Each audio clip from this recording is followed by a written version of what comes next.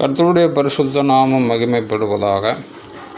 இன்றைக்கான வேத பகுதி வெளிப்படுத்தின விசேஷம் 19 மற்றும் 20 அதிகாரம் வாசிக்க கேட்போம்.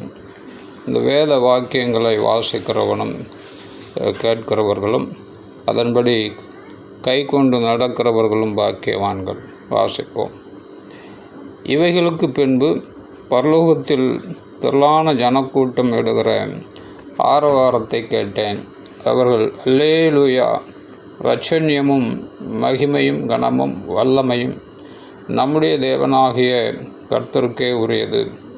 அவருடைய நியாய தீர்ப்புகள் சத்தியமும் நீதியுமானவைகள். தன் வேசித்தனத்தினால் பூமியை கெடுத்த மகாவேசிக்கு அவர் நியாய தீர்ப்பு கொடுத்து தம்முடைய ஊழியக்காரரின் இரத்தத்திற்காக அவளிடத்தில் பழி வாங்கினாரே என்றார்கள். மறுபடியும் அவர்கள் அல்லேலூயா என்று சொல்லி ஆர்ப்பரித்தார்கள். அவர்களுடைய புகை என்றென்றைக்கும் எழும்புகிறது என்றார்கள். 24 மூப்பர்களும் 4 ஜீவன்களும் வணக்கமாய் விழுந்து ஆமேன் அல்லேலூயா என்று சொல்லி சிங்காசனத்தின் மேல் வீற்றிருக்கும் தேவனை தொழுது கொண்டார்கள். மேலும் நமது தேவனுடைய ஊழியக்காரரே, அவருக்கு பயப்படுகிற சிறியோரும் பெரியோருமானவர்களே, நீங்கள் யாவரும் அவரை துதியுங்கள் என்று ஒரு சத்தம் சிங்காசனத்திலிருந்து பிறந்தது. அப்பொழுது திரளான ஜனங்களிடம் ஆரவாரம் போலவும் பெருவெள்ள இரைச்சல் போலவும் பலத்த இடிமுழக்கம் போலவும் ஒரு சத்தம் உண்டாகி, அல்லேலூயா, சர்வ வல்லமை உள்ள தேவனாகிய கர்த்தர் ராஜ்யபாரம் பண்ணுகிறார். நாம் சந்தோஷப்பட்டு கலிகூர்ந்து அவருக்கு துதி செலுத்த கடவோம். ஆட்டுக்குட்டியானவருடைய கல்யாணம் வந்தது. அவருடைய மனைவி தன்னை ஆயத்தம் பண்ணினாள் என்று சொல்ல கேட்டேன். சுத்தமும் பிரகாசமுமான மெல்லிய வஸ்திரம் தரித்து கொள்ளும்படி அவளுக்கு அளிக்கப்பட்டது. அந்த மெல்லிய வஸ்திரம் பரிசுத்தவான்களுடைய நீதிகளை. பின்னும் அவன் என்னை நோக்கி, ஆட்டுக்குட்டியானவரின் கல்யாண விருந்துக்கு அழைக்கப்பட்டவர்கள் பாக்கியவான்கள் என்று எழுது என்றான். மேலும் இவைகள் தேவனுடைய சத்தியமான வசனங்கள் என்று என்னுடனே சொன்னான். அப்பொழுது அவனை வணங்கும்படி அவனுடைய பாதத்தில் விழுந்தேன். அவன் என்னை நோக்கி, இப்படி செய்யாதபடிக்கு பார், உன்னோடும் இயேசுவை குறித்து சாட்சியிட்ட உன் சகோதரரோடும் கூட நானும் ஒரு ஊழியக்காரன். தேவனை தொழுதுகொள்.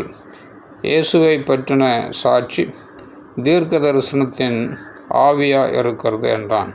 பின்பு பரலோகம் திறந்திருக்க கண்டேன். இதோ ஒரு வெள்ளை குதிரை காணப்பட்டது. அதன் மேல் ஏறியிருந்தவர் உண்மையும் சத்தியமும் உள்ளவர் எண்ணப்பட்டார்.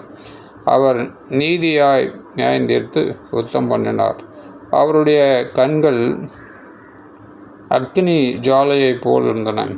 அவருடைய சிரசின் மேல் அநேக கிரீடங்கள் இருந்தன. அவருக்கே அன்றி வேறொருவருக்கும் தெரியாத ஒரு நாமமும் எழுதியிருந்தது. இரத்தத்தில் துவைக்கப்பட்ட வஸ்திரத்தை தரித்திருந்தார். அவருடைய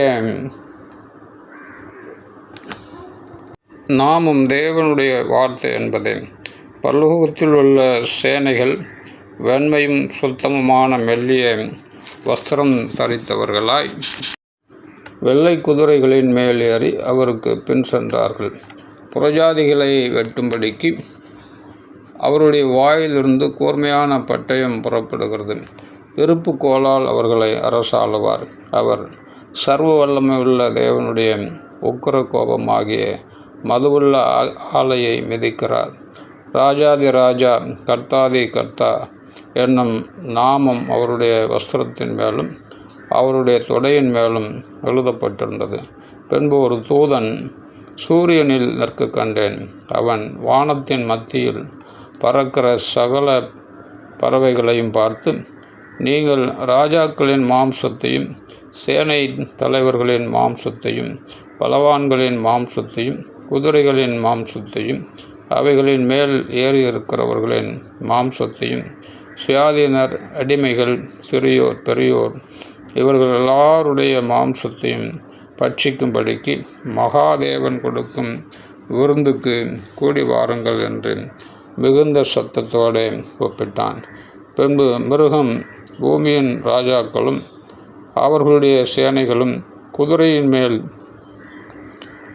ஏறி இருக்கிறவரோடும் அவருடைய சேனையோடும் யுத்தம் பண்ணும்படிக்கு கூடி வர கண்டேன். அப்பொழுது மிருகம் பிடிக்கப்பட்டது. மிருகத்தின் முன்பாக செய்த அற்புதங்களால் அதன் முத்திரையை தரித்தவர்களையும் அதன் சொரூபத்தை வணங்கினவர்களையும் மோசம் போக்கின கள்ள தீர்க்கதரிசியும் கூட பிடிக்கப்பட்டான். இருவரும் கந்தகம் வருகிற அக்கினிக்கடலிலே உயிரோடு தள்ளப்பட்டார்கள். மற்றவர்கள் குதிரையின் மேல் ஏறினவர்களுடைய வாயிலிருந்து புறப்படுகிற பட்டயத்தால் கொல்லப்பட்டார்கள். அவர்களுடைய மாம்சத்தினால் பறவைகள் யாவும் திருப்தி அடைந்தன. ஆமென். 20ஆம் அதிகாரம். ஒரு தூதன் பாதாளத்தின் திறவுகோலையும் பெரிய சங்கிலியையும் தன் கையிலே பிடித்து கொண்டு வானத்திலிருந்து இறங்கி வர கண்டேன். பிசாஸ் என்றும் சாத்தான் என்றும் சொல்லப்பட்ட பழைய பாம்பாகிய வலு சர்ப்பத்தை அவன் பிடித்து அதை 1000 வருஷமளவும் கட்டி வைத்து அந்த 1000 வருஷம் நிறைவேறும் வரைக்கும் அது ஜனங்களை மோசம் போக்காதபடிக்கு அதை பாதாளத்தில் தள்ளி அடைத்து அதன் மேல் முத்திரை போட்டான். அதற்கு பின்பு அது கொஞ்ச காலம் விடுதலையாக வேண்டும். அன்றியும் நான் சிங்காசனங்களை கண்டேன். அவைகளின் மேல் உட்கார்ந்தார்கள். நியாய தீர்ப்பு கொடுக்கும்படி அவர்களுக்கு அதிகாரம் அளிக்கப்பட்டது. இயேசுவை பற்றிய சாட்சிய நிமித்தமும் தேவனுடைய வசனத்தின் நிமித்தமும் சிரச்சேதம் பண்ணப்பட்டவர்களுடைய ஆத்துமாக்களையும் மிருகத்தையாவது அதன் சொரூபத்தையாவது வணங்காமலும் தங்கள் நெற்றியிலும் தங்கள் கையிலும் அதன் முத்திரையை தரித்து கொள்ளாமலும் இருந்தவர்களையும் கண்டேன். அவர்கள் உயிர்த்து கிறிஸ்துவுடனே கூட 1000 வருஷம் அரசாண்டார்கள். மரணமடைந்த மற்றவர்கள் அந்த 1000 வருஷம் முடியுமளவும் உயிரடையவில்லை. இதுவே முதலாம் உயிர்த்தெழுதல். முதலாம் உயிர்த்தெழுதலுக்கு பங்குள்ளவன் பாக்கியவானும் பரிசுத்தவானுமாய் இருக்கிறான். இவர்கள் மேல் 2ஆம் மரணத்திற்கு அதிகாரமில்லை. இவர்கள் தேவனுக்கும் கிறிஸ்துவுக்கும் முன்பாக ஆசாரியராயிருந்து அவரோடு கூட 1000 வருஷம் அரசாளுவார்கள். அந்த 1000 வருஷம் முடியும் போது சாத்தான் தன் காவலிலிருந்து விடுதலையாகி பூமியின் 4 திசைகளிலும் உள்ள ஜாதிகளாகிய கோகையும் மாகோகையும் மோசம் போக்கும்படிக்கும் அவர்களை யுத்தத்திற்கு கூட்டிக் கொள்ளும்படிக்கும் புறப்படுவான். அவர்களுடைய தொகை கடற்கரை மணலத்தனையாயிருக்கும்.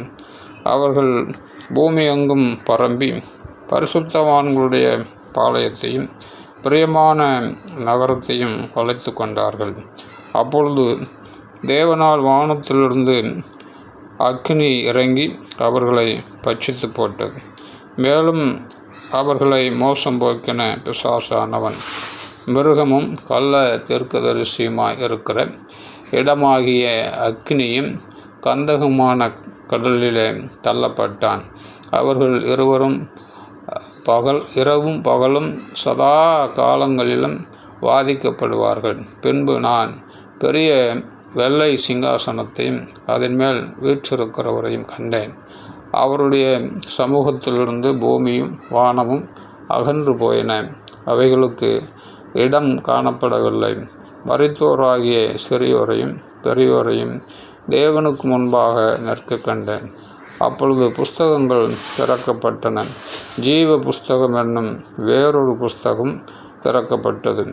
அப்பொழுது அந்த புஸ்தகங்களில் எழுதப்பட்டவைகளின்படியே மரித்தோர் தங்கள் கிரியைகளுக்கு தக்கதாக நியாய தீர்ப்படைந்தார்கள்.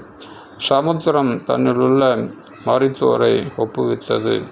மரணமும் பாதாளமும் தங்களிலுள்ள மரித்தோரை ஒப்புவித்தன. யாவரும் தங்கள் கிரியைகளின்படியே நியாய தீர்ப்படைந்தார்கள். அப்பொழுது மரணமும் பாதாளமும் அக்கினி கடலில் தள்ளப்பட்டன. இது 2ஆம் மரணம். ஜீவ புஸ்தகத்தில் எழுதப்பட்டவனாக காணப்படாதவன் எவனும் அவன் அக்கினி கடலிலே தள்ளப்பட்டான். ஆமென்.